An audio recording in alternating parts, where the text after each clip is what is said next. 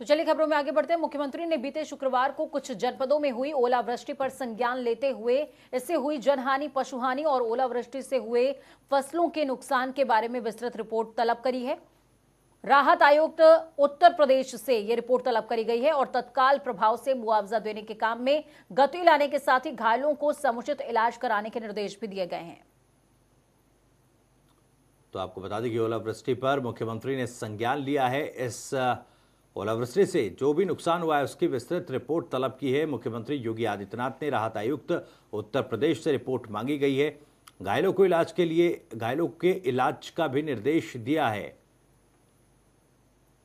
तो इस पूरे मसले पर मुख्यमंत्री योगी आदित्यनाथ ने संज्ञान लिया है। राहत आयुक्त से रिपोर्ट मांगी है, विस्तृत रिपोर्ट तलब की है। दरअसल ओलावृष्टि से जो नुकसान हुआ है, चाहे धनहानि हो, पशुहानि हो या फिर किसी जानमाल का नुकसान हो। ठीक है, खबर पर ज्यादा जानकारी के लिए हमारे साथ में हमारे ब्यूरो चीफ जुड़ चुके हैं राजधानी से अनिल के अंकुर। अनिल जी, जिस तरीके से कई जनपदों में कल ओलावृष्टि देखने को मिली और उसकी वजह से फसलों का नुकसान हुआ है, साथ में कई लोग घायल भी हो गए हैं, इतनी भयावह स्थिति थी, उस पर अब मुख्यमंत्री ने संज्ञान ले लिया है। पूजा जी, आपने बिल्कुल ठीक कहा कि मुख्यमंत्री ने जैसे ही कल ओलावृष्टि की जानकारी मिली थी और मुख्यमंत्री ने इस बात को संज्ञान लेते हुए सबसे पहले अपनी कोर कमेटी की बैठक बुलाई और कोर कमेटी की बैठक बुलाने के साथ ही राहत आयुक्त को भी तलब किया।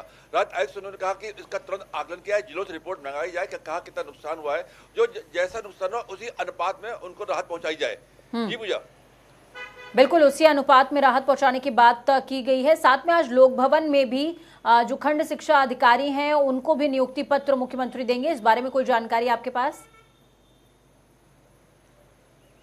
जी, अभी मैं देख रहा हूँ कि थोड़ी देर पहले भी मुख्यमंत्री जी अभी लोक भवन पहुंच गए हैं और कार्यक्रम लोक भवन सभागार में हो रहा है और जो भी नए चयनित प्रशिक्षु हैं उनको आज मुख्यमंत्री अपने हाथों से नियुक्त पत्र देंगे। ऐसा इसलिए कह रहे हैं क्योंकि पिछले दिनों से लेखपाल से लेकर के प्रशासनिक अधिकारी तक के नियुक्त पत्र मुख्यमंत्री ने खुद दिए थे।